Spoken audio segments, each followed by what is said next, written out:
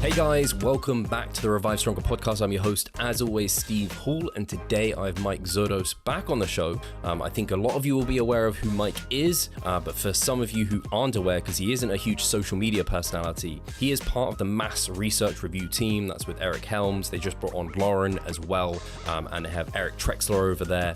So you'll be aware of those guys. He is part of that crew, and he is just a fantastic guy and a very smart and intelligent, well-spoken individual too. And it was a great chat again, because it's been a while since we talked about a year and a half.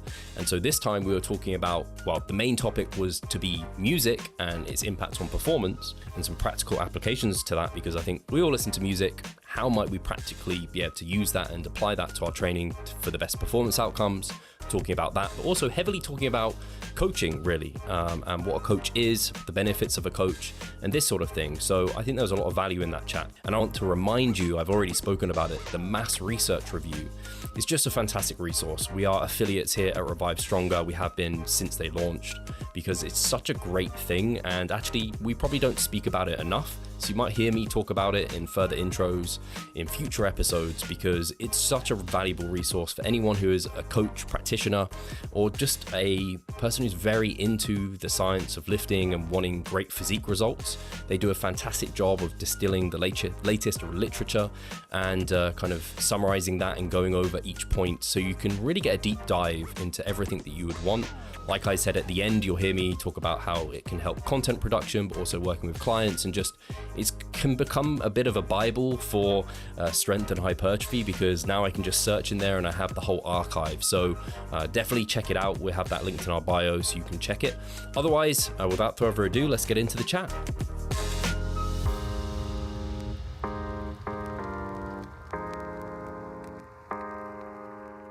Hi guys, welcome back to the Revive Stronger podcast. I'm your host, as always, Steve Hall, and today I have Mike Zourdos back on the show. We were just chatting about how fast time flies, and the last time we were chatting was about a year and a half ago. It was episode 280, and we were talking about relative intensities for hypertrophy, which it's probably still quite a hot topic, and I don't know how much has really changed since that episode, actually. So I think reviewing that, if you're interested in that, would actually not be a bad chat at all. And actually, I wanted to get a bit of an update on you, Mike. I was just listening to the start of that, and you'd kind of just recently transitioned towards running versus like your powerlifting background is what you kind of have made a name for and are known for. How's that all going? How's the back injury kind of doing now? Yeah, I appreciate you following up on that. And as always, Steve, you know, it's awesome to be back on the show. Anytime you reach out, it's an immediate yes for me. So I always enjoy it. So thanks, man. But yeah, in terms of the transition from lifting to running, which I made in March of 2020, kind of actually right around the time the pandemic started, which was interesting because it was important for me, since gyms were closed and things like that. It was actually worked out really well, because I just needed to wake up and go run outside. But since I came back on here, and I think it was late 2021, I've ran a couple marathons since then, and that's the distance that I've kind of specifically training for. Improved from the first one to the second one pretty dramatically. That's gone well. Training's just been ticking along super well. Injury's been in check. I think I'm been really building to the point where I'm over about 90 miles a week now. And it's been a lot of fun. I've the same coach. She's been coaching me since I started, really good friend of mine. And, fortunately it hasn't affected the back injury. I don't want to say that that's fixed or gone, because I feel like as soon as I say something like that, I'm going to pick up a sock off the floor later and I'll be in rough shape. But fortunately it's been, hasn't been an issue for me, I'll say. And I've been trying to do all the right things. So yeah, it's been going well, enjoyable, and appreciate you following up on it. That's awesome. Yeah, I remember it being an interesting transition. I think, I don't know, I put you in this category because I still think you're probably a bit of a meathead, or at least you have that kind of background of being a meathead. So like transitioning that far into like marathon running, it's almost like, it feels like that's almost opposing to like, not maybe actually quite opposing to powerlifting, which is like one max effort, versus now like marathon is like, it's one of the longest runs you can do in terms of competitively. Yeah, it was pretty opposing. I remember when I first started. So I guess I trained for powerlifting for a long time, and I talked about this when I was here last time, but over the last year or so really of lifting, I had kind of trained more like a bodybuilder. I certainly wouldn't call myself that, just because it wasn't very good. I didn't train to compete or anything like that, but just trained more for muscle growth and not as focused on the power lifts, just because I couldn't with the back issue. And so I was like, all right, I'm just going to eat and get jacked, man. Let's see what we can do. And so, when I competed in powerlifting, I mostly competed at the 165, or what became the 162 pound or 74 kilo weight class. But I was up to 185 in pounds, or 190 ish, close to that, when I had really started running. And so then I was just like lumbering along. And so that was really the biggest issue at first. Was it was just felt like I was just super lumbering along, trying to get through it. But little by little, it didn't take long to kind of shed some of that weight and get a little bit leaner and get into it. So yeah, it was pretty diametrically opposed. But I had some running background before. I think I mentioned this last time. I had run 5 marathons previously, maybe 12 years before I got into running, because I was a soccer player and had a background in that, and then got into lifting and then came back to it. So it wasn't a completely foreign concept to me. It was something that I felt, decently confident in, that I could do okay. It was just kind of getting over the initial stages of not doing it for so long and being so much heavier and that sort of thing. And so I know this is kind of heresy, but I needed to lose muscle. And I did that considerably. So people I meet now, and my son is 7 years old, so I meet a lot of new friends now, and other parents with kids from school and his sports and things like that. And they have no idea that. They just look at me and they think I'm like super little, and they don't know that I had lifted weights and things like that. So it's and if somebody does bring it up, then they're like, really, like, are you sure? Can you pick that up? I'm like, not now. Okay, if you could help me with the groceries to the car, I'd appreciate it. Yeah. But yeah, it's different. But yeah, it's been super fun, super enjoyable, and happy to still doing it and be healthy doing it.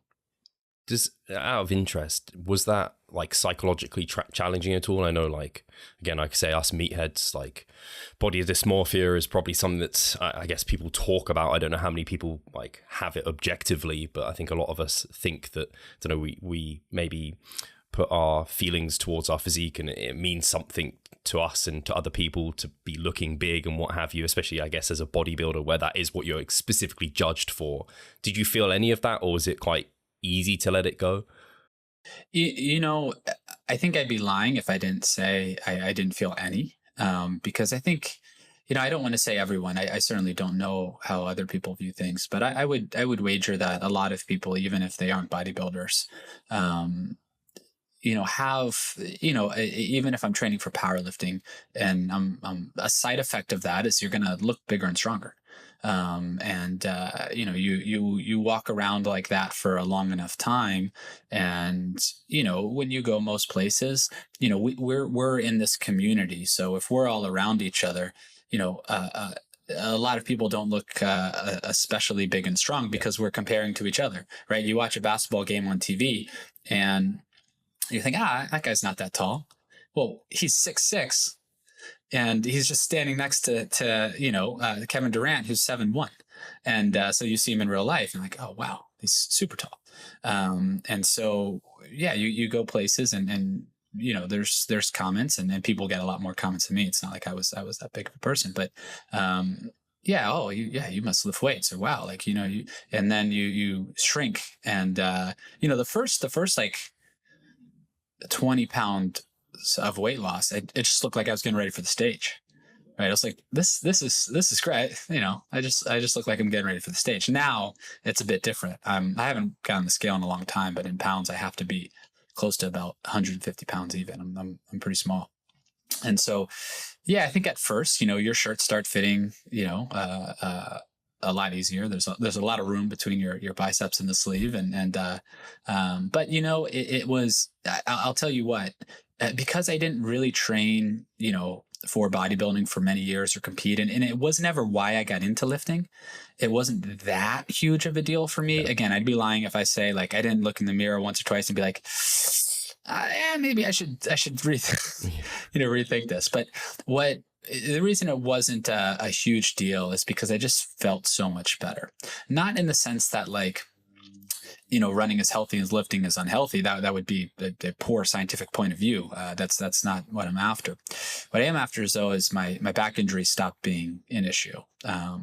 At least day to day, I could run around with my son. I felt kind of more athletic again. And I started coaching his sports, and I could run around with the kids, and I could kick a soccer ball and shoot a basketball and do these things.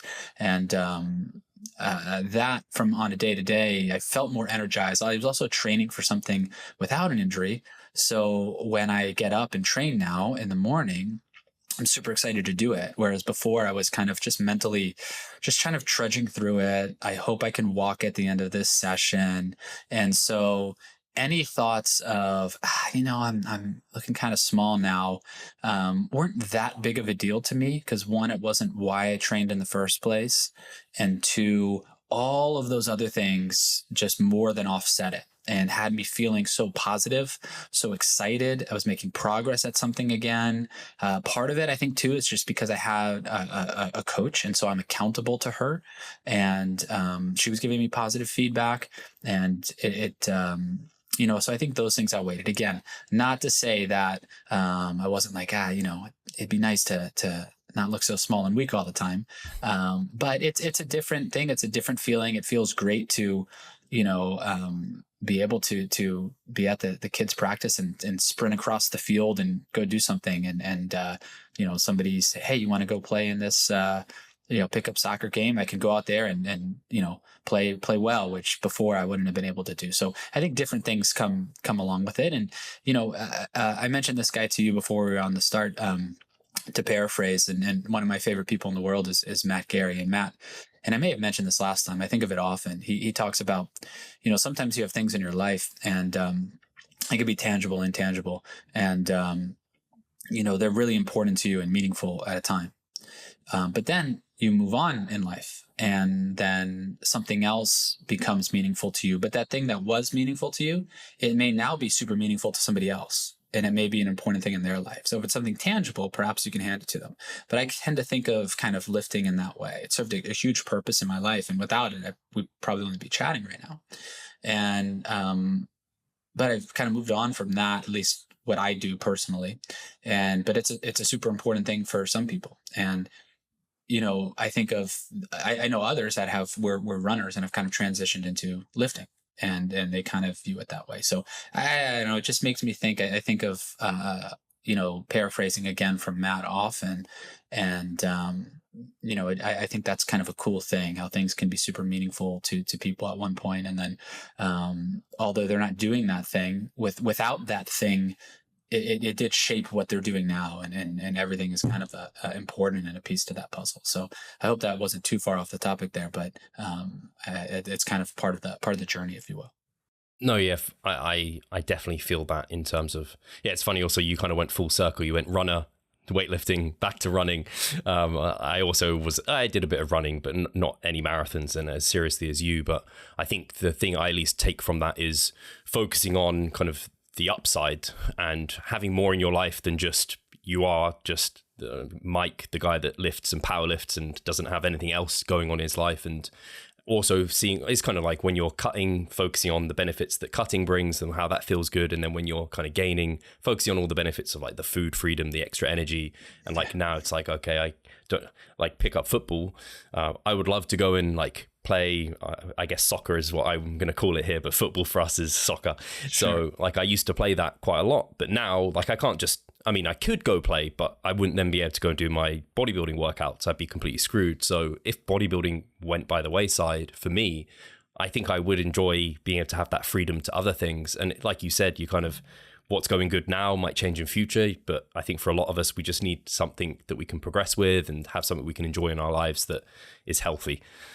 That's it. That's really the main point, and how I've always felt, which is you need something to progress with. And I think not everybody, but so many of us in this realm of the fitness industry and strength sports and so forth, it's I enjoy powerlifting, but it wasn't like my favorite sport. It wasn't, I was not competitive in these other sports anymore. So I needed to find something to be able to do. And I said, okay, I'm not terrible at this. It's cool. I like, lifting weights. That's fun. Let's get after it. Let's go. But to be into running now and specifically the marathon, it's another event to train for, to train hard for, to focus on, to have something outside of everything else day to day, to know you can progress. You don't let it consume your life. But everybody listening to this has been sitting at a dinner table with friends, family, whatever, and there's conversation, and they just tune out and they're just thinking about training. You're just thinking about what you did that day or what you have to do tomorrow, or, somebody's talking and you just no conception of what they're saying because you're thinking about it. And while we may do that a little bit too much, I do enjoy having kind of that other aspect to life. And if it doesn't have to be lifting for me. Some people have something okay, that's their thing. But I think that you said it really, really well, which is to have that something to progress at. And so I'm very grateful to have something I can progress at, in which I feel healthy doing it. And if that changes, hopefully it doesn't. But if something happens and I can no longer pursue that activity, I would replace it with something else. And it would, I do enjoy, just exercise in general, the physical nature, but that could be replaced with a non-exercising activity too, potentially. And so forth. But I think the way you said it is on point. I feel the same way. And this randomly came in as a question for you, Mike. But as you were talking there, I was thinking about how you've transitioned, obviously, even away from kind of weight training. But even previously, you were like powerlifting, less bodybuilding focused, hypertrophy focused. But you do look at that research.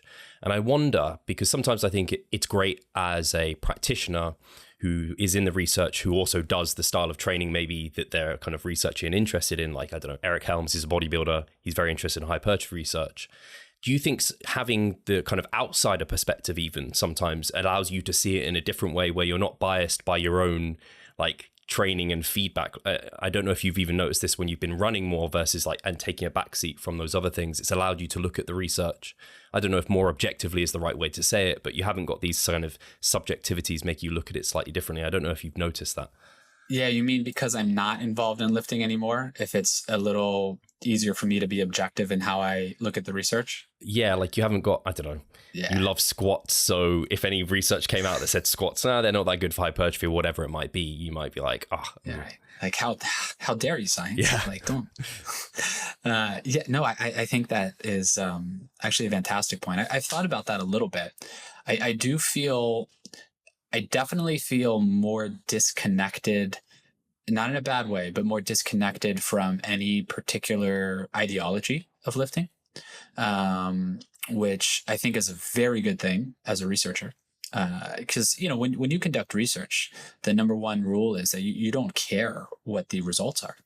What the results are irrelevant to you. You're trying to answer a question. You might have a hypothesis. If you have a hypothesis, then that's going to, mean that you're going to utilize a certain statistical model. Whereas if you don't have a hypothesis, you might use a different model. So the statistics need to answer the question that you've asked, and the study needs to be designed to do that. And the hypothesis is part of that. But when you're a researcher, you don't care what the results are. You ask the question, you conduct the study, and whatever they are. And as somebody who's not engaged in that type of lifting anymore,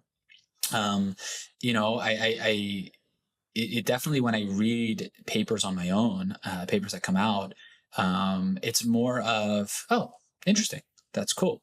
And I kind of always thought that way, but I'm sure there were times, because we all have unconscious biases. And so when we're reading something, and I was doing this style of training, I'm sure there were times where, without really realizing it, I was reading a paper and being like, the results maybe weren't what I was doing in my own training, and thinking like, come on, Like, come on. And even though you're supposed to be objective and look at it, you don't necessarily change your training right away because you're kind of super beholden to that, at least for yourself. I always do this. I saw good progress on this 7 years ago on my second volume block or whatever it was. So yeah, I do feel, I say the one thing is I've become a lot more interested in other areas of resistance training research. One of those areas I think we're going to maybe chat about today.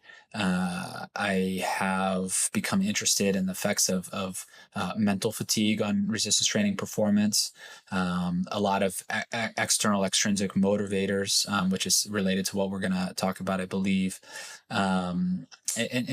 Still the proximity to failure conversation that we've talked about last time, and some of my students are doing a great job finishing up a meta-analysis on that. Credit to them.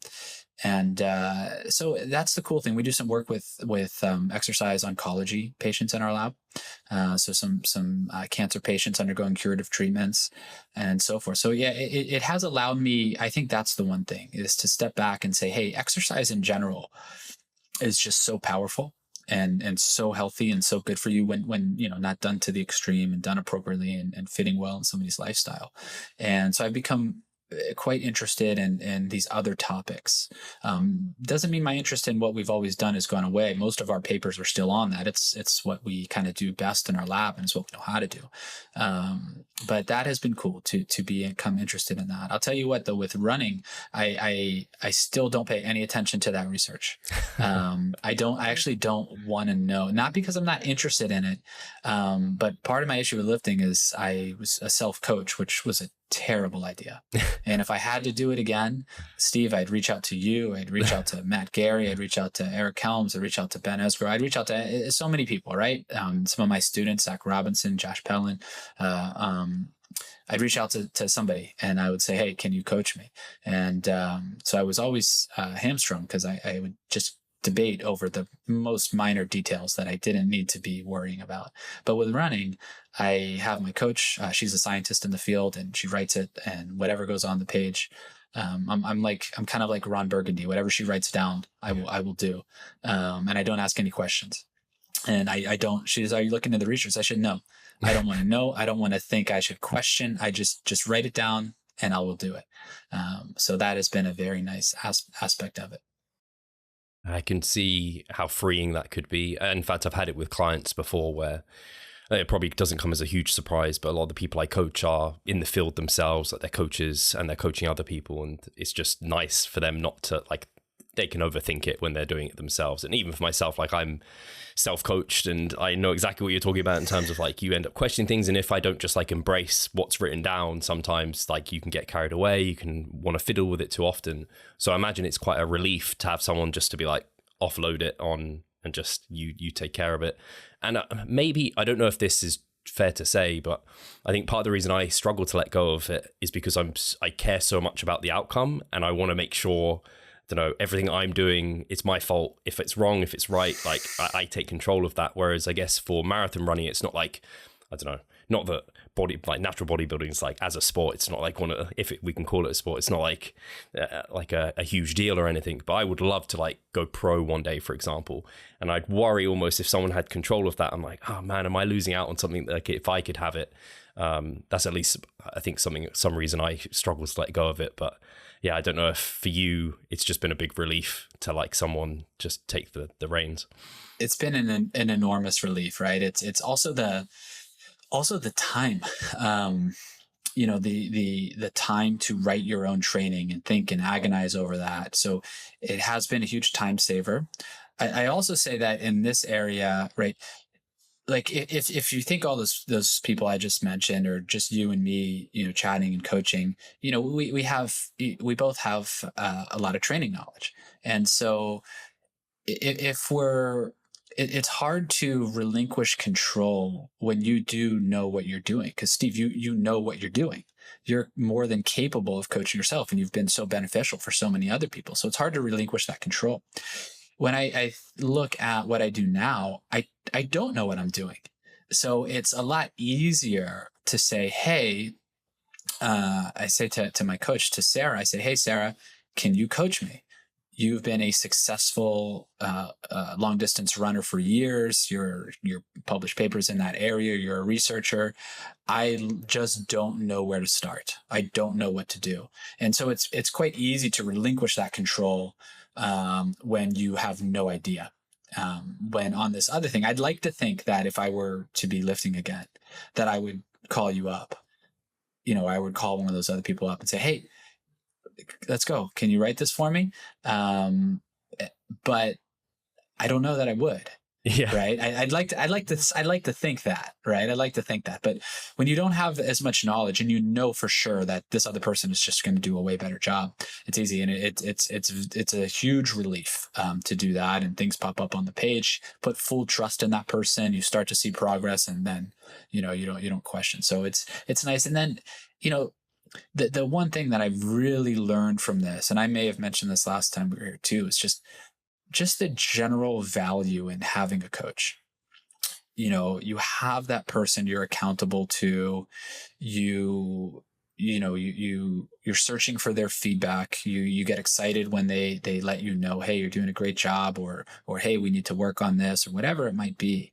Especially somebody that you mesh well with, if that person and their style and goes well for you, because that's so much of coaching. And you feel accountable to them. And so many times, especially the way kind of an indirect way I could always tell training wasn't going well for me when I was lifting is I could look back and say, oh, wow, look how many times intra-session I altered what was on my plan. I decided that, and I would rationalize, I'm not going to do that today because of this or because of this. And when you write it for yourself, I don't feel as beholden to it. But now that's not an option. Coach said, run 12 miles. I run 12 miles. Coach said, do this. I do this. She said, do this. It doesn't matter. And so there's none of that. I'd be embarrassed to send it back and say, hey, I only did this today, and that sort of thing. So, it's a huge relief to have that. And, just the value of a coach, for anybody out there that is coaching themselves, and if it's going great, and it doesn't mean everybody, right? Because some people are very effective coaches of themselves. But if you're coaching yourself and you feel stalled out, I would say don't hesitate to reach out to somebody that you trust, and go ahead and have them work on your training or write your training. It doesn't, when I first got into this maybe over a decade ago, I thought to myself, and I was super young at the time, if I ask somebody else I must not mean I don't know what I'm doing. Right. But I know what I'm doing. But that's the opposite of what that means. You could very much know what you're doing, and you have the self-awareness to recognize that, hey, I too still need help. I'm not as objective with myself, and the way I do things also may not be super correct. And sometimes, as we know in lifting, right, there's individual responses to training, and this person may respond better to this type of training than this person. Let's say you're really beholden to this type of training, but you're actually not somebody that responds well to that, but you really think that's the way to go, and you're writing your own training programs. You may not be objective enough to realize that your theory of training is why you're not making progress. And somebody else might be able to step in and do that. So the more time goes on, I just see the value for so many reasons, the accountability reason, the actual programming reason, the mental aspect of it, and the relief, as you talked about, of having a coach just being so valuable if you believe in that person. And so I'm fortunate to have that now. And I'd like to think if I had to lift again, I'd go that route. It makes so much sense. And I think I'm fortunate in that I get to talk to people like yourself on a regular basis, and I have people in the industry that I can talk to. And so it kind of, in a way, keeps me accountable, and also sharing my process a lot. I feel like, even though that's just like social media, it's kind of keeping me accountable and keeps me interested, importantly, because I think that's part of it. For some people, they just kind of get like complacent with it. They're not kind of keeping things moving over. And the time aspect, I don't think a lot of people take the time to actually see, like, has my body weight gone up over the last month, or have I just been like going to the gym, going through the motions? So staying on top of all those variables, which a coach just does because that's kind of part of the process, and you have to like log your stuff. But when you're doing it all yourself, it's easy to let those things go. I can't remember who said it to me, but something like, oftentimes car mechanics have the most beat up cars. Like hairdressers, often their hair isn't like the best because they take care of so many other people's. They're just not taking care of themselves because they don't have the time or I guess the effort or motivation to do it. Yeah. That's a super good way to look at it, using those other analogies. And I do think we see that a lot,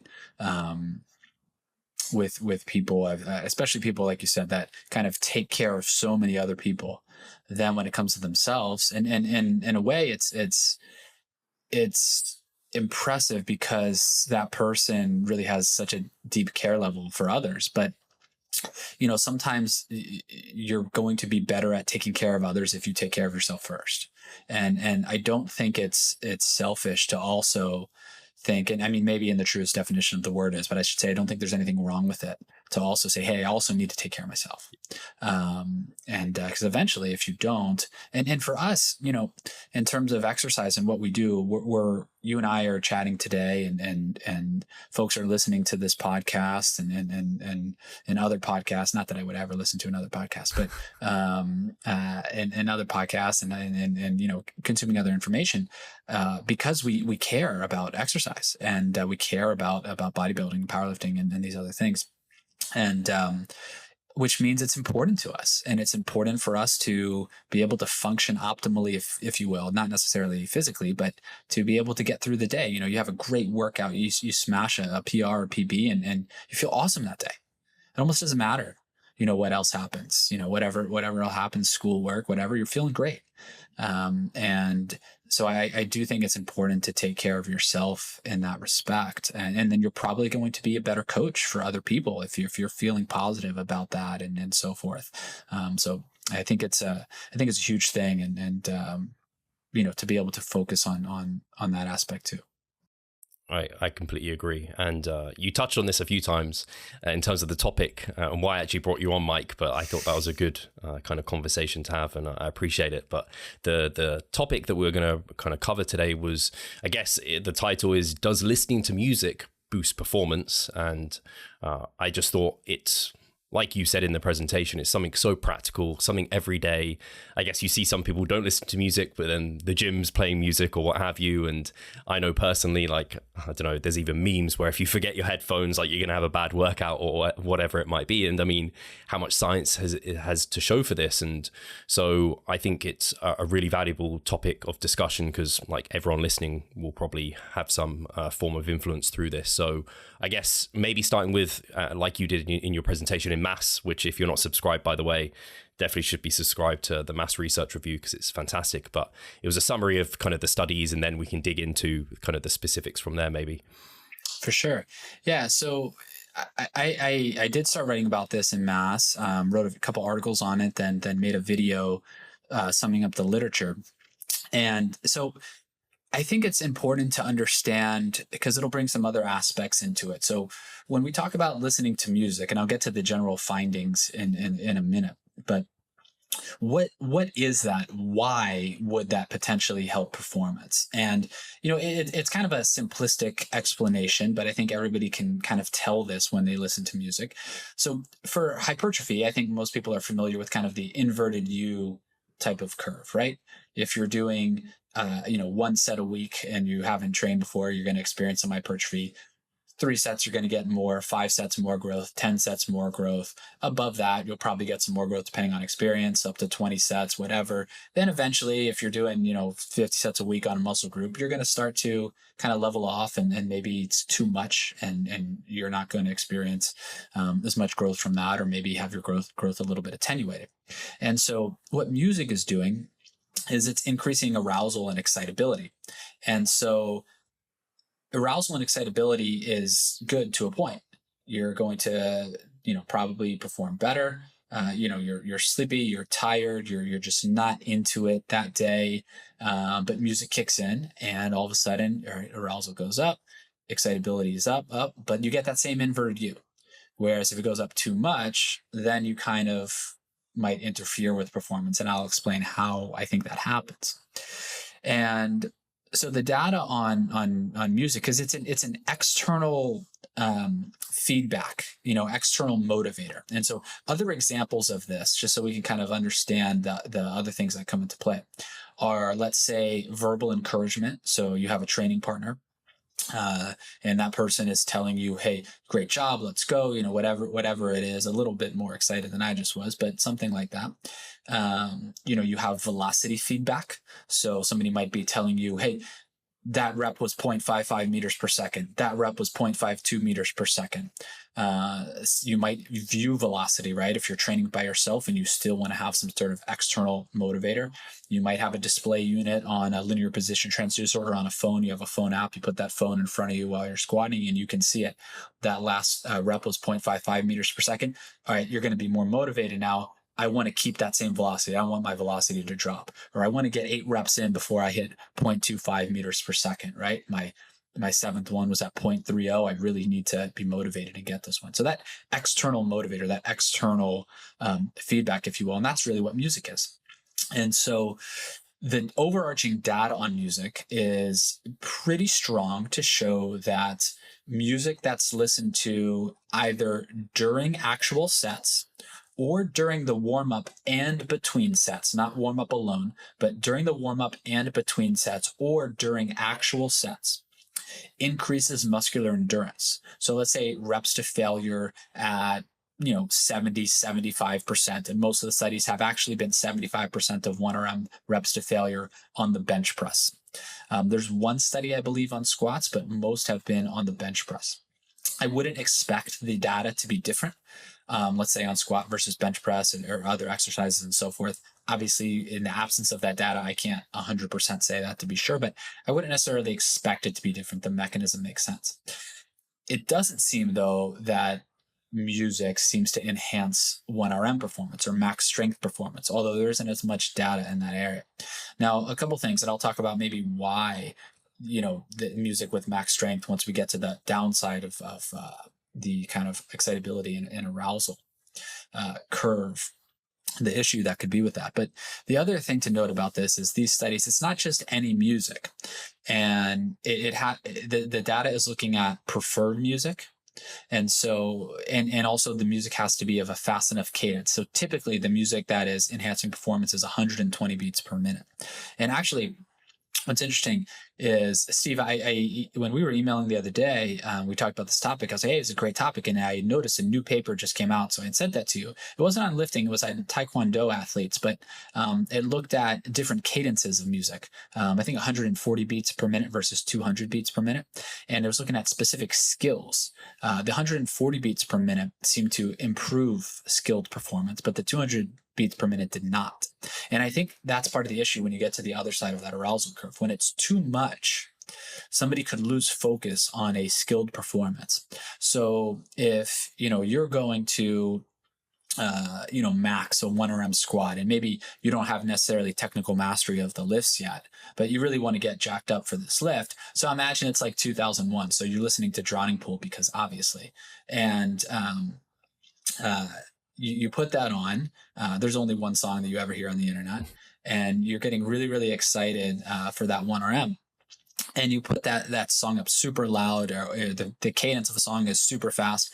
Well, then arousal could be a bit too high. You might make a technique error. You might not actually be as focused as you otherwise would have been for that limit lift or for that technical skill. And I think that's potentially what they saw in the Taekwondo athletes at 200 beats per minute versus 140 beats per minute. So in general, the data seems to show that muscular endurance, specifically on the bench press in these studies, is improved when preferred music, somebody's preferred genre, is used at 120 beats per minute. And there's other personal preference, I think, that goes into it, but data do seem to show that it's not just, hey, let me put on this heavy music. It's, what does somebody actually enjoy? What's going to, and so I think it sounds funny, and and part of this is still true to an extent. It always sounds funny. Somebody would say like, hey man, can you change it? I don't want to listen to that while we train, whatever. And you're thinking like, doesn't matter. Like, come on, or, but it may, And actually one other point on this is, I think it's always important to understand and to not just say this increases muscular endurance, but to what degree are we talking about? And in these studies, a lot has been done by a researcher, their name is Ballman. Ballman et al. Are a lot of these studies. And they're looking at about 2 reps. And so I think in some of the studies, around 75% of 1RM, control group or non-preferred music or condition, I should say, is performing about 12 reps to failure, whereas with music, about 14 reps per failure. So about 2 rep difference, which, is important. And I don't know if you have another question you want to get in. Can I go down that road for a second, though? Yeah, go for it. Okay. So here's something that I've been thinking about a lot and talking about a lot. Whenever I sum up a mass article recently, I kind of bring this up, which is, all right, so acute studies should really inform us of how to then conduct a long-term study. So if we have this acute study looking at music, right, preferred music versus a control, meaning no music, or versus non-preferred music. So individuals come in one day, they in a randomized order, they listen to music and they do bench press reps to failure at 70%. They come in another day, they don't listen to music, they do bench press reps to failure at 75% of 1RM. They compare, okay, music adds 2 reps to that. That's great, but what's the point of that, right? The point of that is that it should lead to better long-term outcomes. To say that, so if somebody had asked me on that data, should you listen to music when you train? I'd say, yeah, you should probably, on average, not every single person, right? But on average, listening to preferred music seems to be a good idea. I would recommend that. But over the long term, does it translate to greater strength or hypertrophy? It's a huge leap to go from an acute study to say that, yeah, you're probably going to see greater growth if you do this thing. Like, think of a supplement that adds 1 rep, over a few sets, and that's statistically significant. But if you take that supplement, does that mean you're going to have greater hypertrophy over the long term? Not necessarily, because if you then do a follow-up study with 2 groups, and you have preferred music versus a controller versus non-preferred music, and those are different questions, by the way. If you have one of those, and then train 2 to 3 times a week, and the music group listens to music every session, and the control group doesn't listen to music at all, for that to lead to greater hypertrophy, you would first have to say, all right, this is going to lead to 2 more reps on every single set, or more reps on every set, more volume over the course of that 8-week training study, or however long it is. And then that's going to be enough of a difference in volume, or enough of a difference in the number of reps performed, to actually translate into greater growth. And I'm not sure that's the case, right? I'm not sure that's the case, and I'm not picking on the music data with a lot of things. I think it's a large leap to be able to say that. The other thing is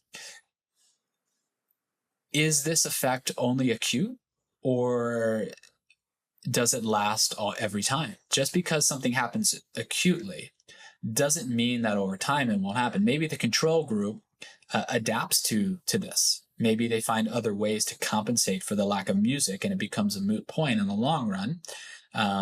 Or maybe that arousal every session is too much for that person to maintain. And they can't do it, right? Like, I wouldn't recommend necessarily getting super fired up on every single set. You can't maintain that. Anyways, the point being, and back up, that's also predicated, if you're going to take that as it is and plug it into a long-term training study, then that's saying it's increasing the number of reps performed and could be more volume when you train to failure on every single set. Should you even do that? I would recommend no. Theoretically, if instead of the control group performing 12 reps and then 14 reps in the music group in the Ballman study, if they did 10 reps, it would be a 2 RAR versus a 4 RAR. And so then you would say, all right, maybe to equate for RAR, the music group could perform 12 reps from 14, they'd be at a 2 RAR. And the control group, they perform 10 reps when they could do 12, would be at a 2 RAR. So maybe you equate for RAR. And so by getting more reps, then maybe the music group would do better, but that's another application of it. But it's all just very difficult to say. And again, this is just kind of a general message about these acute studies. when we see something, I think it is cool. I would absolutely listen to preferred music when I train. It's also fun. But does that mean it's going to translate into better gains over the long term just because you do that? That's a little bit of a larger leap. There could be some downstream effects, right? What are the downstream effects? Well, this should increase motivation. So by increasing motivation, perhaps you're adhering to training better. And perhaps that now I was just super pessimistic, right? I just gave the view of, maybe this doesn't last every time, but perhaps because somebody is motivated and maybe the control group never adapts to that, maybe that difference actually becomes larger over time. And so maybe it is better. The point being, I don't know. But we need to go from you when you've conducted a study, you can kind of say this, which is acutely, does listening to fast-paced music allow for more repetitions performed when you go to failure on the bench press at 75% of 1 RM? That's a very specific question. The answer is yes. Does that matter over the long term? It's difficult to say for all of those reasons. So in research, you have point A, and you can't go from point A to point C.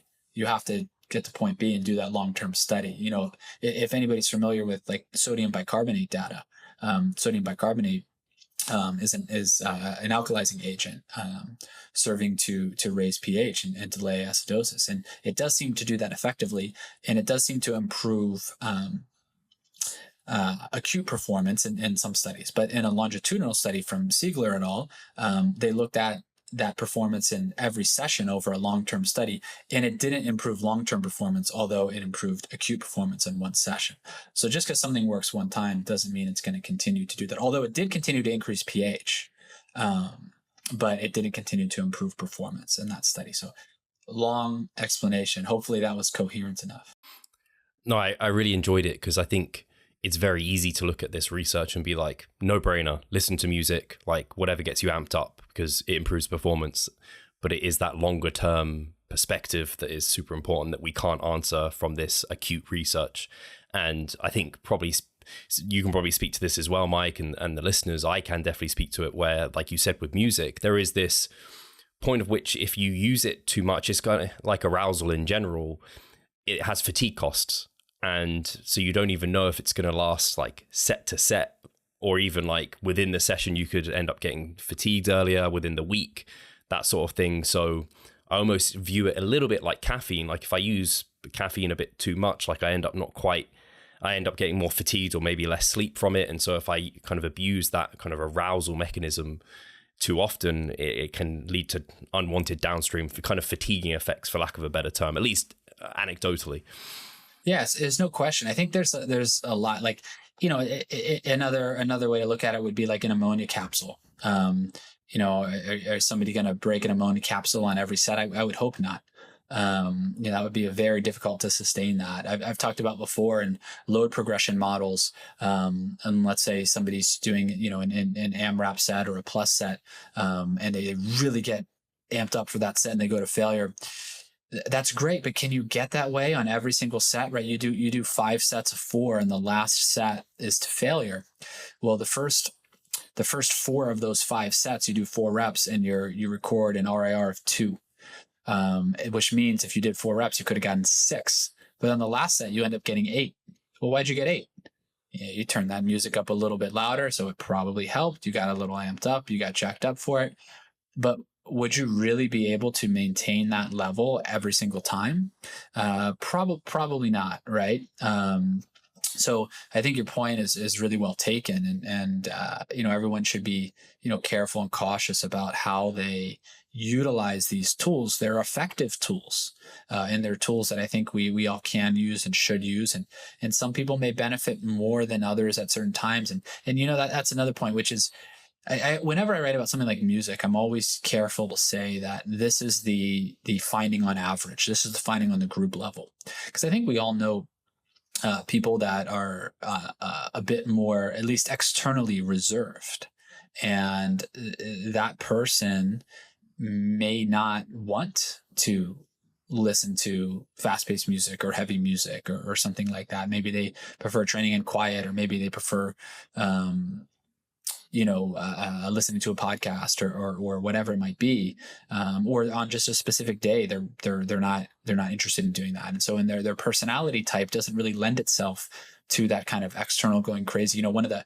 Years ago, still one of the most impressive things I think I've ever watched is I stumbled across maybe 15 years ago a video of Mike Teixeira squatting 700 for one in his garage with completely quiet, with no belt, 700 pounds that is, and he had no music, nothing, just so quiet. And he was like, had like no emotion, but inside I'm sure he was going crazy, but I'm not sure the music would have helped him in that situation. I don't want to speak for him, right? But just from the outside, I remember the caption on the YouTube video was something to the effect of not bad, haven't done this movement in a while.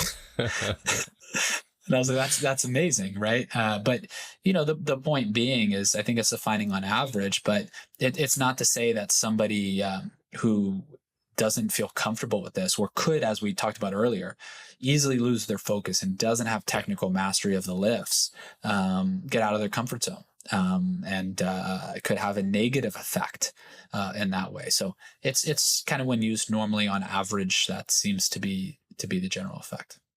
Do you not see the progress you would like? Are you sick of writing your own programs? Or perhaps you need some accountability in order to stick with a plan? Then it's time to start working with us. We at Revive Stronger offer a truly personalized coaching service. You'll get more than just an email with some macros or random cookie cutter program. With Revive Stronger, you will be the center of our attention. You will receive your own fully individualized training protocol alongside a customized nutritional strategy. We create the coaching around your needs, wants, personal preferences, and your own unique lifestyle. Every single week, we delve into your program in order to make appropriate adjustments so that we get the most out of your time and the best possible outcome. We help both female and male athletes to seriously change their body composition by adding more muscle mass and decreasing fat tissue. No matter if you're a competitive bodybuilder or just want to look better, if you need help with your progress and taking your physique to the next level, our coaching is for you. It's time to make a change. Sign up today and let's revive stronger. Hi guys, I have some exciting news to share with you. We have our first official sponsor on the podcast, and that is Caldera Lab. And I got to try out their regimen, which was the clean slate followed by the base, and then in the evening, the clean slate again, followed by the good and the icon. And it's been really easy just to incorporate this into my routine. And I have actually been interested in this sort of thing as I grow older, into my mid-30s. I care more about wrinkles, and I have noticed my skin looking softer, feeling softer, and just basically looking clearer, and my girlfriend also agrees. So it's been nice to be able to use these and to be able to share with you that. And you can get an exclusive discount code, which is REVIVE, which gets you 20% off their products if you head over to calderalab.com. So that's code REVIVE. Head over to calderalab.com and you can get some clear skin like me.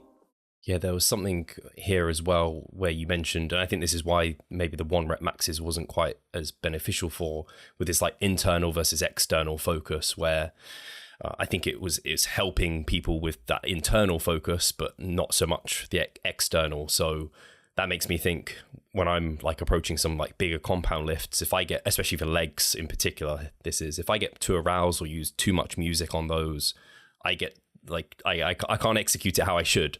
I need to kind of have like a calm focus within those sets. I've actually picked music that is more appropriate. Maybe the tempo's a bit slower so that I can really lock in. Whereas like, I don't know, a lateral raise variant, if I'm locked into a machine, it's far easier just to go, like, let's go all out on this. And like the music therefore can be just louder, more kind of upbeat and fast. So I don't know if that's an appropriate way of me kind of interpreting that. It does, yeah.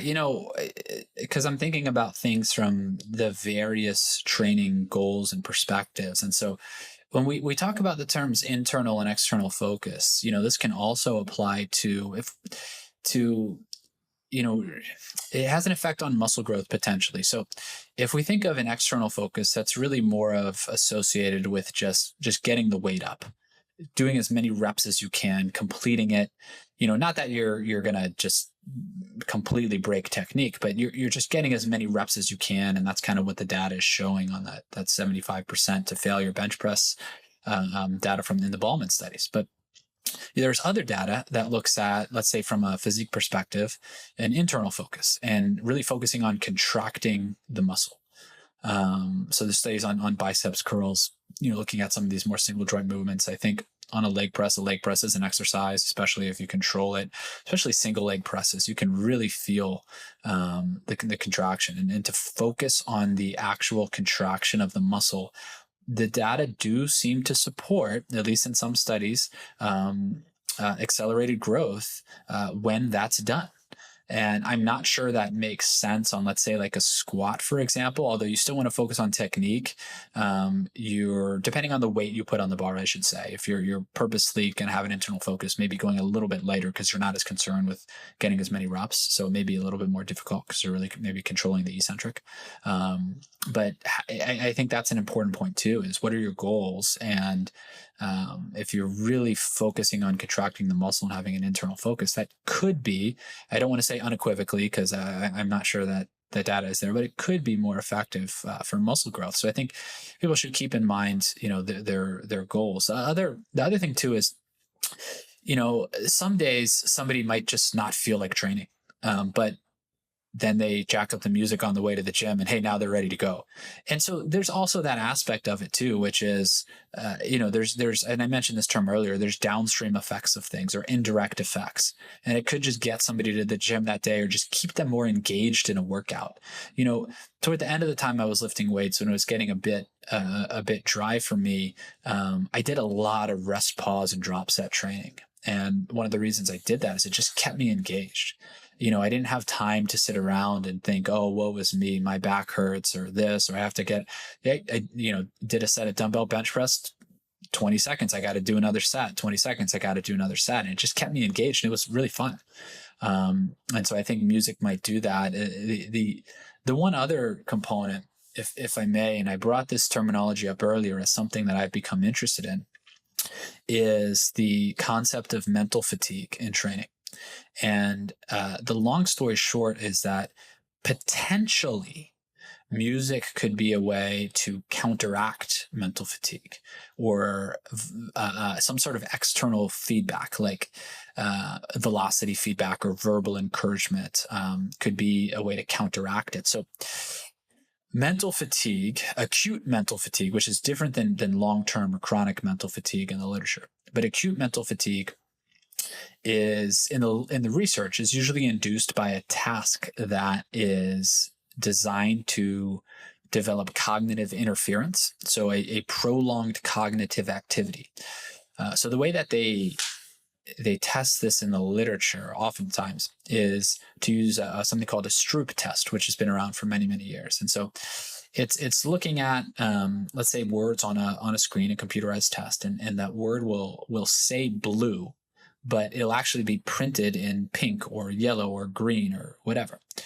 And you'll need to read all the words, but not read the words. You'll need to say the color it's printed in. So blue might be in yellow and you have to say yellow. And then next one might say red, but it might be in green and you have to say green. It's a little bit more difficult than you think because it's causing cognitive interference. And people do this for 30 minutes or so. It's called the incongruent Stroop test. And then researchers measure mental fatigue, and those folks are mentally fatigued. And then it seems to have the opposite effect of what music does, which is in studies looking at squat and bench press reps to failure at moderate intensity, it seems to decrease reps performed by, 1, 2, 3 reps, something like that. And there was one study that came out not too long ago and actually reviewed it in mass. And it looked at counteracting this by verbal encouragement after the mental fatigue had set in. And it did show that you could counteract mental fatigue with that type of external feedback or external motivator. And so, not all of us are at the gym with a training partner. Maybe you train at home and you don't have that. But music could potentially, at least, theoretically, because it serves a similar concept as verbal encouragement or velocity feedback. Music could fill that gap if you have a, difficult day at school or work, or you're coming to the gym mentally fatigued. We all have other responsibilities. And you're getting in and you're training right away. Potentially, music could serve that purpose to counteract it. So I think that's another aspect of music. I also find mental fatigue pretty fascinating and what the data is showing on that. But that's kind of another indirect downstream effect where it's not necessarily a direct, hey, we're going to add reps to the set here, but you get into the gym after sitting in the office for all these hours. You're feeling a bit down from the day, but it could get you going a little bit and perhaps counteract some of that mental fatigue. Kind of that a bit of an ergogenic aid that isn't going to impact your sleep negatively in that way. So a much healthier source to go down, and definitely interesting. And I definitely see the mental fatigue. I even think of when I'm like mentally fatigued, physically fatigued within sessions, sometimes like I can't even have music going in my ears. Like it's like loud, it's upbeat. And I'm just like, actually, I'm like, it's just fatiguing me more even to hear it.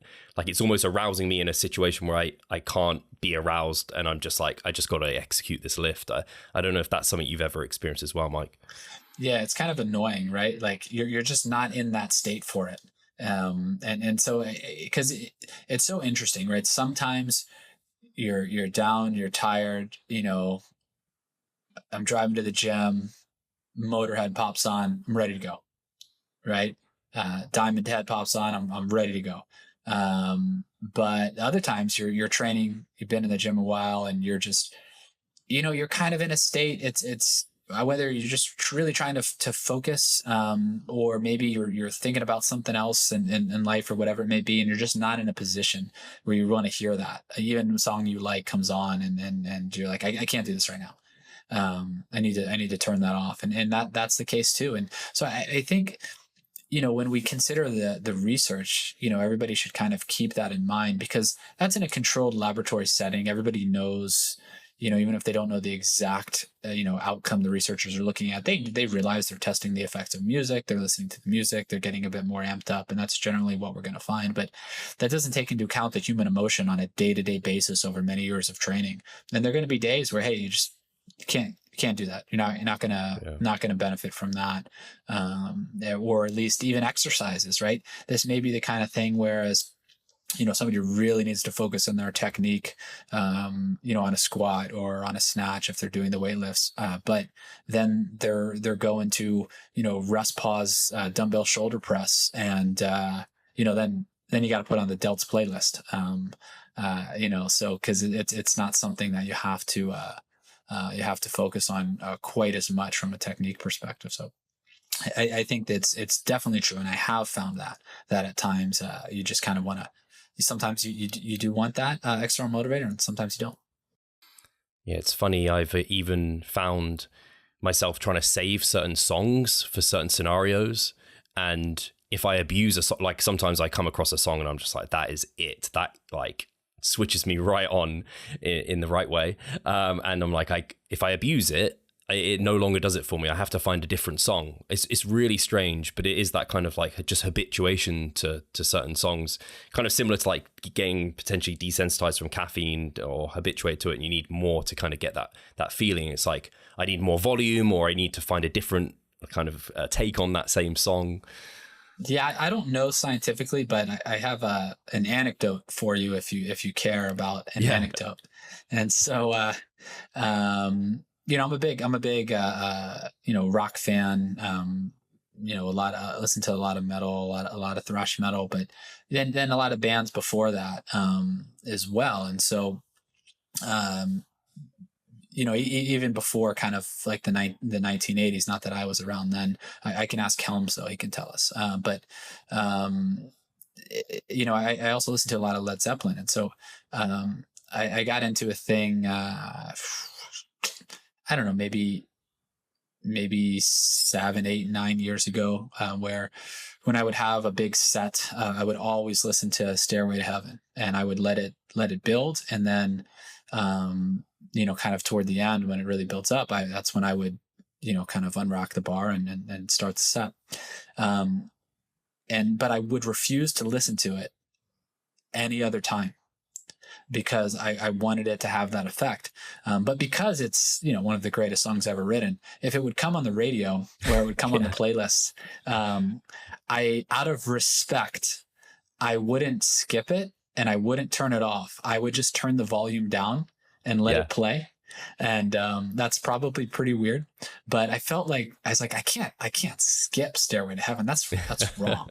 But I also can't listen to it because I got a plus set tomorrow and I got to nail it, as if that's the only way I would do well on it. So I would turn the volume down on the radio and let it play. And then when the song was over, I would turn it up. But I don't want to be disrespectful to the song.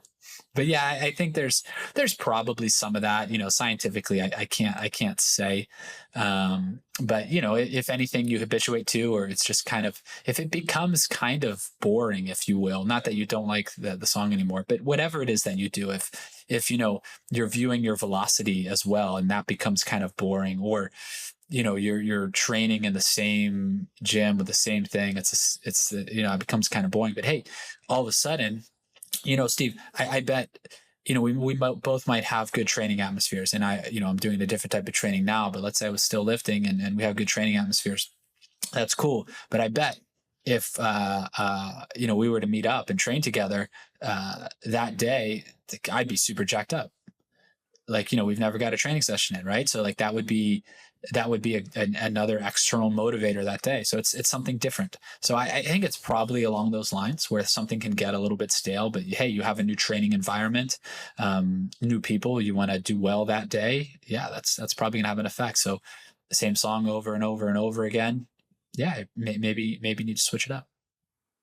It's really interesting. I'm just thinking, it kind of brings me to like motivation to train and everything. And I think a lot of people poo-poo on that.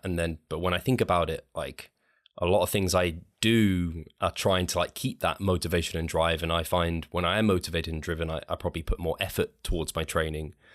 And I don't know if you have thoughts on that specifically, but it makes me think of that in the same way. And for the longest time, I think it was based off something I'd seen shared by James Hoffman. He was talking about music and as an ergogenic aid. And I kind of made an infographic a long time ago. And it's like, deloading, listen to podcasts. Week 1, like listen to some tunes that you enjoy, not too loud. And then like as the mesocycle goes on and stuff gets harder, maybe volume goes up, you're closer to failure or what have you.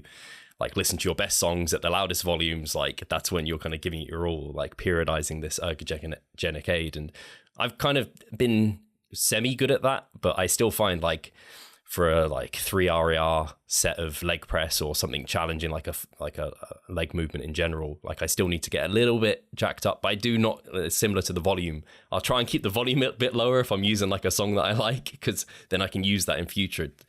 Yeah, I don't know, like again, I can't say it's scientifically completely based, sure, but anecdotally I found it. Yeah, I think it might be good though to take the approach you are, whereas you need to get a little bit excited for a 3 RER set, but you don't want to go over the top. You don't need to go over the top. And, I remember when I first started training, every set was, you're super young, you're super enthused about it, and there's no other way. And you make progress regardless because you're new and it just doesn't matter that much.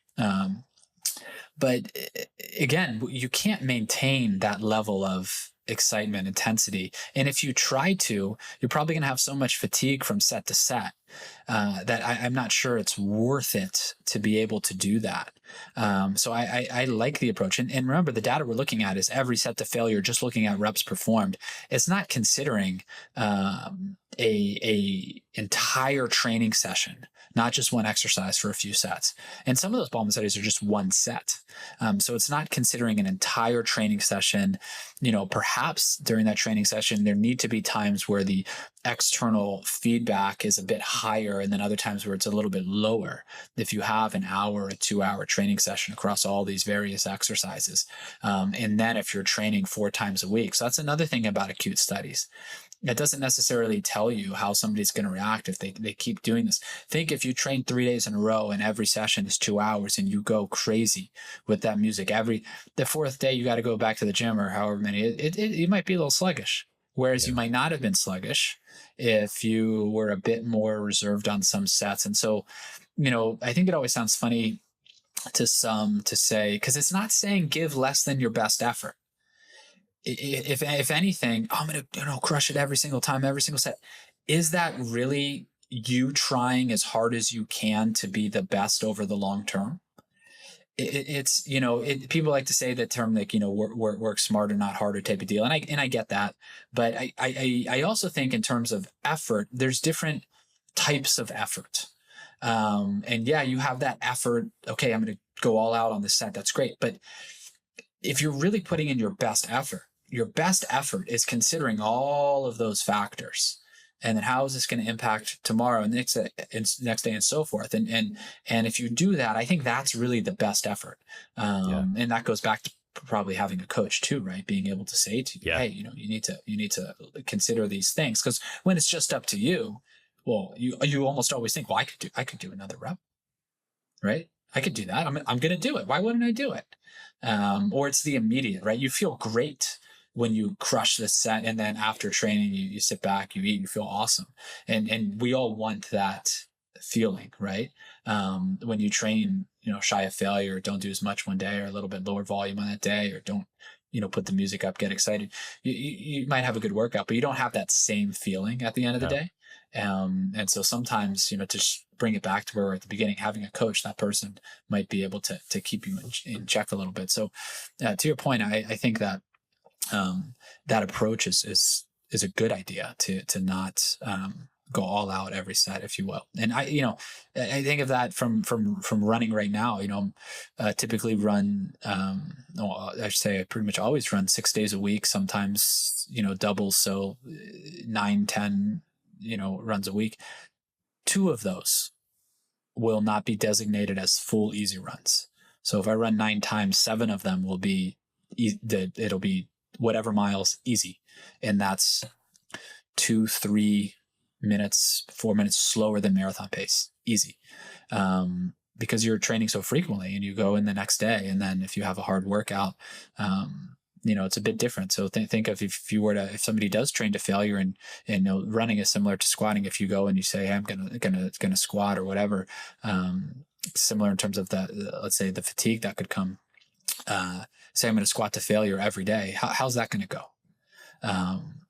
For reps, right? For reps, probably not too well. So, it's if somebody were to say, hey, I'm going to train to failure twice a week, and the other day is non-failure because I don't want to get too fatigued, it's probably a good idea. Yeah. But somebody say, oh, I'm going to go in and get, super excited every day and just jack up the music, ammonia cap every day, have my training partner yelling at me every single set. I don't know how sustainable that is. Now I'm thinking I need to get some ammonia caps for those like crazy sessions. I've never done ammonia ever. No? But I have seen people doing it literally like in the gym, getting jacked up with like a gym buddy, sniff the ammonia, go in and crush whatever set it is, and it's like, man, you must just feel trashed after that set. I can't imagine trying to do more. There's some data on that too. And it's not, I'd have to go back and look at it if I'm being honest. I wrote about it in Mass some years ago. I believe in the study that I wrote, in both men and women, it did not improve max deadlift performance. And so I'd have to go back and look at some of those other studies, but the data I don't think is overwhelmingly positive to show ammonia to improve max strength. That being said, as somebody who has partaken in many, many, many ammonia caps, especially when I was, I did some years ago now, I max squatted every day for well over 100 days. And I did that. I started doing it twice a day at one point. And I definitely used ammonia way too frequently. But I was tired, I was fatigued, and I got really strong. I mean, it was miserable, but it got really strong. I should say I got strong at that exact activity. I don't think it was good for anything else. But I use ammonia. I use ammonia a lot. And, it's hard to say though, because you don't have, that's not a comparison. It's an N of 1, but it's an observation. It's not a comparison because you can't really compare one day to a different day, to say if it helped performance. But if people listening have been to powerlifting meets, it comes down to third deadlift time, you'll see broken ammonia caps all over the floor. And everybody's utilizing them. And I was certainly no exception to that. But that's another thing, like music, that may be beneficial for someone, on that third deadlift at a powerlifting meet, and they're a good lifter, their technique is sound, and they can control it, right? They're not holding it right at their nose. It's here. Because let me tell you, if you have a bottle of, let's say, nose torque, or if you have ammonia cap that's broken, that's out here, you're still getting it pretty strong. If you're right here, it's a bit too much. And so someone may impair their performance if they're especially on a powerlifting team, you make a technique error and you just miss the lift altogether, not because you weren't strong enough, because you weren't focused. So I think that's something that I probably wouldn't recommend usage until somebody is at a higher level and they really need it. And it's for that specific purpose of a 1RM. And then even then, it's very sparingly, if they're going to do it in a meet, maybe once or twice in the 10 weeks leading up, just to practice so they know what it feels like and see if it works for them. It reminds me of, I remember watching, I think it was like a documentary with Eddie Hall for his world record breaking deadlift, and he said he had to go to this like deep dark place, I think related to his like children and wife being murdered and killed, or like a car accident or something, and he had to lift the car off, and he like envisaged this thing. He said he only used it like very sparingly for like a max performance deadlift, like for the record, because otherwise it just wouldn't work doing more than that. And also I think he said it was like psychologically very traumatizing to try and imagine such a thing. I'm sure. Yeah. And you see it, ammonia caps are most often used just to wake people up, right? So you'll see it like in a hospital. I see it in hockey games a lot. I'm a big hockey fan. I'll see guys come over to the bench. I'm one of 7 hockey fans in the state of Florida here in the USA. Although the team here that's 20 minutes from my house, Florida Panthers, are doing quite well as we record this in the NHL playoffs. It's used. I see it in sports like that. People are down on the ice or down on the field. Somebody's pretty out of it and they need to wake them up a bit. So to use it to increase max strength performance is actually a bit of an extrapolation from how it's typically used. It's just, most of us in this area, we see it in the area of lifting performance. And so I think it's probably an individual thing and used sparingly. But similar to music, if done too much or if the arousal is too high, I think it could be a negative. Yeah, I totally see that. And actually similar, I was going to say, with your coaching point through these things in terms of like doing too much too soon, essentially, and looking longer term versus the short term.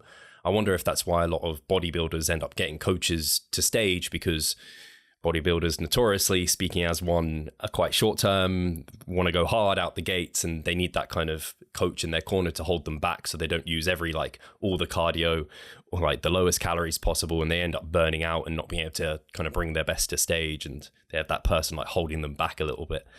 It's kind of a good comparison to the training where people might not be able to envisage it the same way. Yeah, I think so as well. And on that, it just got me thinking, maybe a little bit different for a second, but because you mentioned going back to the coaching point, and you were just talking about bodybuilding, and I don't know how you feel about that, and far be it for me to ask you a question on your own podcast, but I'd be interested in your thoughts, just because I'm not a bodybuilder, but the whole notion of having a coach, I wonder if it's even more important in bodybuilding, then this is a true question, I don't know, than it is in let's say powerlifting or running, just because bodybuilding is so much more subjective, and there is the component of, hey, and again, I'm not a bodybuilder, so I hope I don't sound funny with my terminology, but hey, I think my triceps look good, but I don't know. Or maybe they do, they look good to you, but that's not necessarily what the judges are looking for, or compared to somebody else. And to have, I think I'm, doing well. But a coach might say, no, you got 5 more kilos to lose. What are you talking about? Whereas in powerlifting, you can test your 1RM and I can say, I'm going to win. I mean, not that you don't know if you're going to win the meet. The strongest lifter, again, to paraphrase Matt Gary, the strongest lifter doesn't always win the meet. But I got the strongest PR going into the meet. If I execute, I'm doing well. I should be fine. But as a bodybuilder, would it be even more important, thinking about how important it is to have a coach than some of these other disciplines because of that subjective component? What do you think? I just don't know from not being in that world. Yeah, I think it is definitely trickier because a lot of bodybuilders also, especially like first timers, they just have no awareness because they haven't been to many shows. So they really don't know where they stack up apart from they see pictures on social media, which is not the best gauge because every bodybuilder can look amazing in a photo on their own, but you put them up against some others with better lines, symmetry, muscularity, condition, and suddenly it's like a completely different ball game. So yeah, some first time competitors, they need to be like reined in and be like, okay, you're not going to go pro your first season. Like, let's get some realistic expectations because there are some amazing natural bodybuilders here. But similarly, you get some people that just are so unaware of how good they are. And it's just like, they're comparing themselves to the internet and just how like they just think they're nowhere near these other people. It's like, they've taken good pictures, good angles, good filters or something. It's like, you've actually got a great physique here. So I think that is where a coach comes in who they've taken many people to stage. Maybe they've been to a lot of shows, so they have a really good awareness of like the standards and what people can expect. Because yeah, that's the biggest thing. A lot of people, at least who I work with, are like, I don't know if I have a physique that's kind of ready to step on stage yet, and they're looking for someone to give that outside perspective because they just feel clueless in that regard. Yeah, it's interesting to hear. I think that's the last point is quite interesting, saying like, and I think there's probably some that are ready and some that aren't ready. Somebody saying like, I just, please tell me. I legitimately don't know. Yeah. I want to know. I want to know if I'm putting myself in a position to succeed. And I think that's, the main job of a coach, right? Is to put that person in a position to succeed. And, a coach too can pay attention probably better than the individual to all of those other factors, to the competition, if they need to pay attention to the competition that's out there, the other people they'll be competing against and so forth, because that's their job.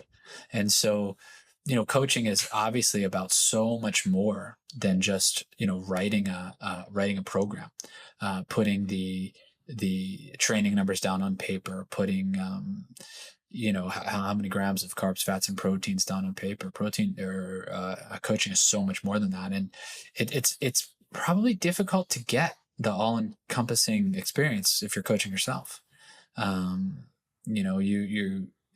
You may not always be honest with yourself, even though you kind of know the truth, but you also don't have that aspect to be able to let your feelings, known to somebody. I'm frustrated by this. I'm I don't know about this. And maybe you're right to be frustrated sometimes, right? We all think, okay, it's good to get our emotions out, and then somebody can tell us, yeah, that's, don't worry, you're doing great. But maybe sometimes the right thing is to say you're not doing great, right? That's also an appropriate response too, and very helpful sometimes.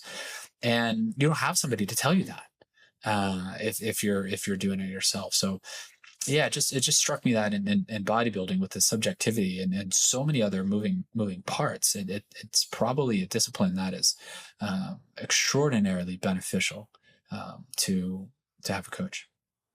Yeah, you're right. There's different characters. Some need to be held back, as in they keep chasing for more condition, when you're just like, you're chasing condition at the sacrifice of other muscle groups, which is going to overall bring a worse result to stage, or a worse look to stage, a worse package. And then you have other individuals where they're almost looking for every scapegoat to slow down, and it's tough, and you just need to like be there to be like, I understand, but if you want to do this, like, you need to get more condition to bring like the better look to stage, and you need to almost encourage them. Like, they can work harder, but they almost self-sabotage, or like there's so much psychology that goes into those final steps to stage. And to your point, actually, I do you know Brett Freeman? You may have heard of Brett Freeman.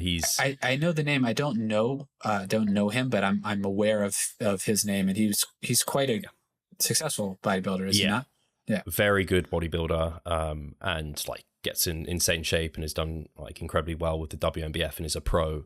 Anyway, he was like in my corner, like I was communicating with him a lot towards the final stages, and that told me enough that I want to get like someone in my corner, at least to consult with on that basis again, but every time, because that feedback of like even as small things as like, you look great, like it's just nice to have someone who you trust and is not bullshitting you to say that. Whereas like if your wife says it to you, or your best mate, it's just like, yeah, they're always going to say it. So or like we need to dig harder, and you're already suffering, but hey, I'm going to trust them. They know what's right. Let's go. I can do this.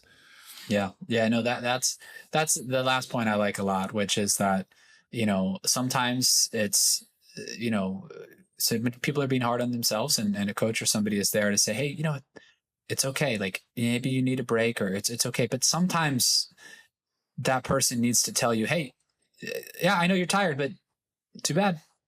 You wanted to do this. You want to be successful. I'm here to help you do that. And so much of coaching, it's and so many things in life, right? It's not necessarily what you say, it's how you say it. And that's something that my father always told me from when I was young, right? And you can say, you know, lots of things. It's if you're playing on a team with somebody in a team sport and they didn't play well that game, but they didn't give the effort, you can tell them. You can't say, hey, you know, terrible effort, how about you do better? Like if you say that, it's going to most likely go poorly. But if you pull that person aside and say, hey, you know, tough game today for us. You know, I made some mistakes out there and should have really done a better job. I can think of this, and you know, appreciate everything that you're bringing to the team. You know, I noticed on this one play, and I probably could have improved on this as well. On this one play, you know, you came over here, but you really should have, it would have been nice. Maybe next time, just try switching the field, because once you receive the ball here, you know, you could turn and, you know, I did that too in the first half and that sort of thing. And they're going to receive that a little bit better. And I think that's a lot of coaching and finding somebody that is able to communicate effectively and have the personality that matches you. Now, it doesn't mean there aren't some people that don't benefit from being told like, hey, Steve, maybe just not be so terrible. You know, I think that's a minority, but I think that exists too. But just taking that concept of it's not necessarily what you say, but it's how you say it. And that's really anything in life. It's in business. It's in school. It's in, you know, it's in bodybuilding, powerlifting.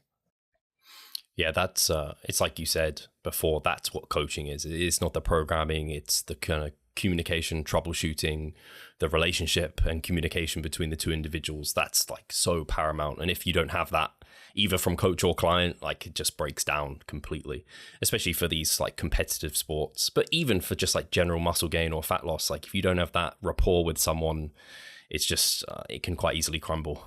Yeah, for anything, because you know, the lifter or the athlete, the client, they have to believe in that person. It's not just the training, it's the person. You know, right now, when I, you know, my coach, she happens to be one of my closest friends.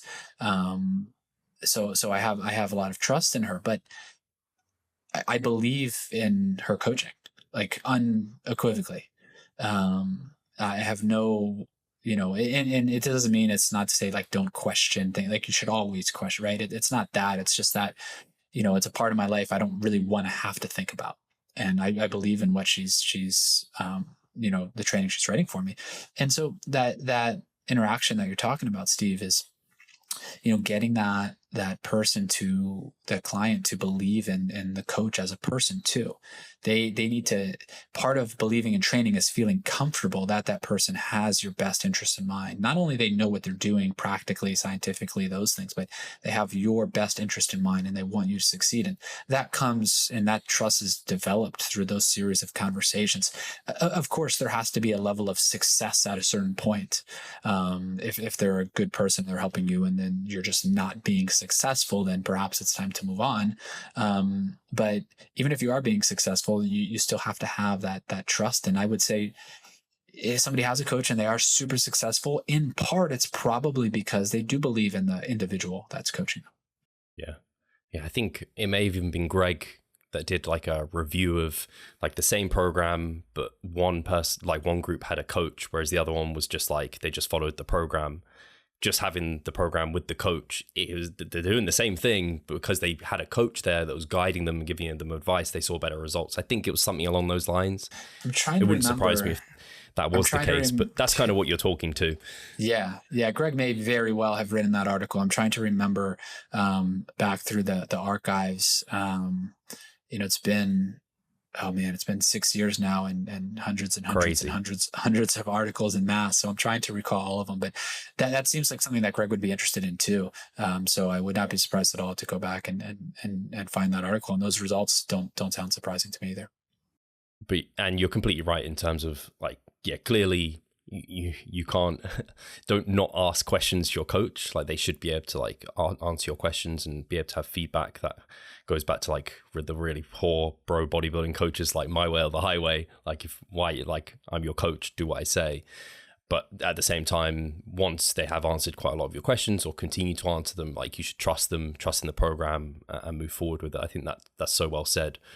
I don't know if you have anything else, Mike, on the topic of talking about the music. I think we covered that pretty well. I thought that was very interesting. Anything else on kind of coaching? But I think it's kind of, I don't know, at an appropriate time to wrap up. It's been a fantastic discussion with you, Mike. And obviously we mentioned the research review quite a number of times, but is there anything anywhere else people should head to kind of learn about the work you're doing, or is Mass the best place? Sure. Yeah. No, Mass is the best place. Our research lab is doing well, and I'm so thankful to have so many wonderful students, and some of those students have a company called Data Driven Strength, and I know the guys. Okay. I want to mention that because those guys are phenomenal. They didn't ask me to mention it. They don't know I'm, mentioning it. I'm just super grateful for them, and want to make sure that people are directed to their work, because when you have students, the biggest thing is that you want them to go on and exceed your capabilities. And I can say unequivocally, the guys in that company have already done that, even though they're still my students, and I'm super grateful for them. So I would recommend checking them out if you're not already familiar. And then of course you can see our research on PubMed, Google Scholar. If you search my name, search Florida Atlantic University Muscle Physiology Lab. But in terms of Mass monthly applications in strength sport, we just recently had our 6th anniversary. Been around for a long time now. Probably over 700-800 articles that we've written over time, and I'm really excited. We just introduced a new partner to the team. So it's myself, Eric Truxler, Eric Helms, and Lauren Colenso Semple. Lauren is a PhD candidate at McMaster University, and she has been absolutely phenomenal to work with so far, and so many levels, bringing some new topics, some new articles to Mass. Soon we're going to be, I don't know exactly when this podcast is going to be released, but soon we're going to be live on massresearchreview.com, and so you'll be able to see our website there and to check us out a little bit more. Can subscribe to Mass if you're interested, but just really believe in what we do. Grateful for our team, and Greg Knuckles was with us for a number of years, and he's got another company that's doing fantastic. And oh man, I'm already missing him, because he is just a great guy, and fortunately we still chat pretty much every single day. But grateful to have Lauren on board, and excited for Mass. So if anybody's interested, check us out. Go check out those guys over at Data Driven Strength. Just want to mention them because grateful for those students and what they do, and they deserve all of the credit. There's just on that Steve, not to take us any longer, but it's so enjoyable to see new people like those students come into the fitness space and just do super well. That's the future of what we're seeing and what we're doing, and because of what you're doing, what other people have done, the information and the magnitude of information is so much more than it was a decade ago. And so when I see the data-driven strength guys, and I see other people that are so much younger and so much newer, just such a huge credit to them for learning and taking this information. I think taking it past where a lot of other people have. So credit to them, and very cool to see new people get into the field. But that's my long response to where you can find me, and just some general ramblings, if you will. But thanks as always, man. It's a pleasure. I don't know how I didn't cotton on that they were part of your lab, because I follow everyone from data-driven strength.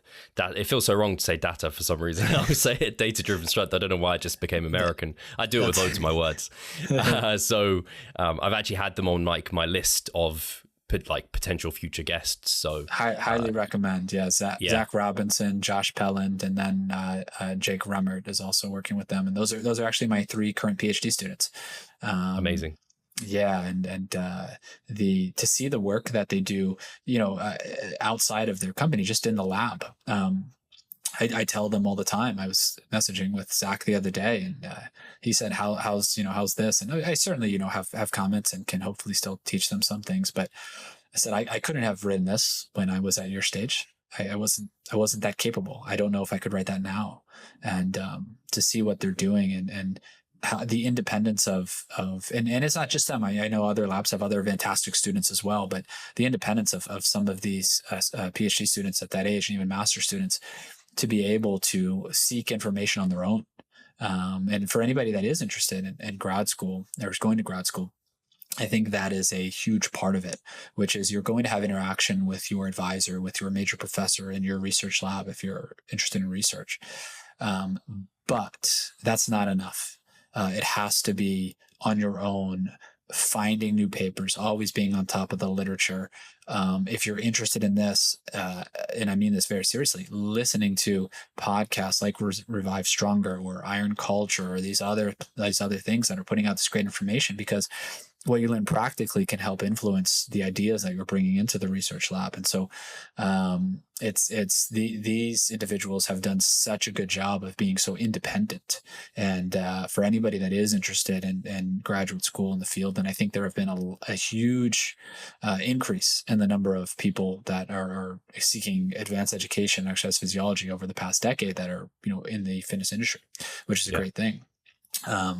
To be as independent as you can and be reading outside of just what you're learning in the lab, and they'll come into the lab with things, and I'll say, yeah, did you see this? I'll say, what's that now?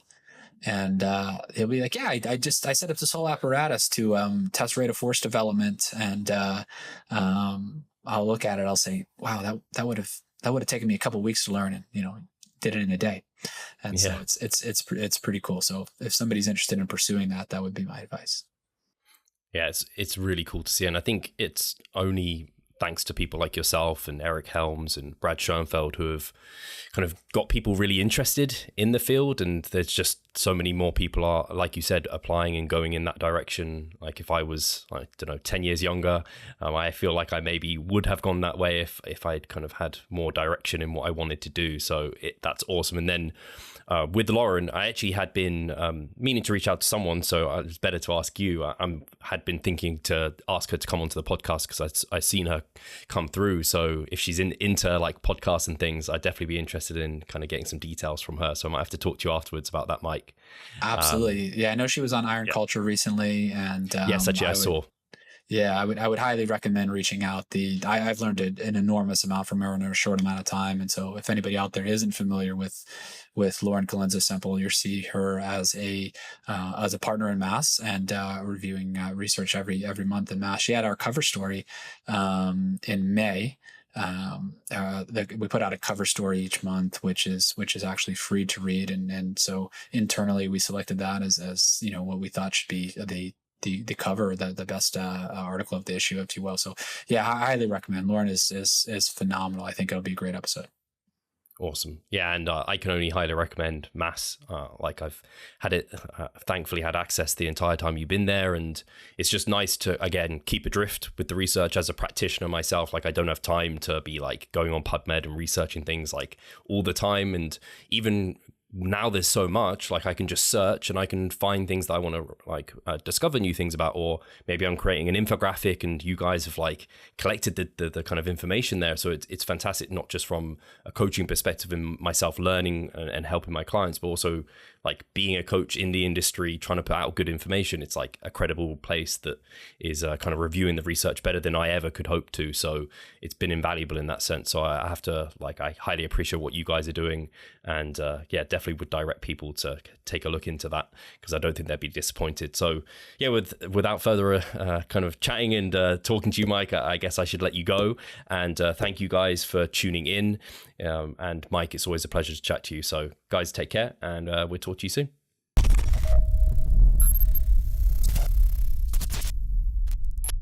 Losing weight fast while maintaining muscle mass. Sounds too good to be true, doesn't it? It isn't though. It's reality, and we know how to do it, and we will help you achieve this. The Minicut movement is an 8-week fat loss program to make you lose a huge chunk of fat while maintaining muscle mass at the same time. We will support you from the beginning to the end so that you see the results you would like to and come out of it much stronger. You'll receive a fully automated spreadsheet that is based on your nutritional needs. You can choose between 6 different male and female training templates. Over 30 videos will guide you through each and every single step of the Minicut so that you're getting the most out of your journey and that you always know what to do. But the best thing is that you can start whenever you want. The Minicut movement is open 24/7. So if you want to learn more or you're ready to sign up, hit the link in the description below. So let's revive stronger together.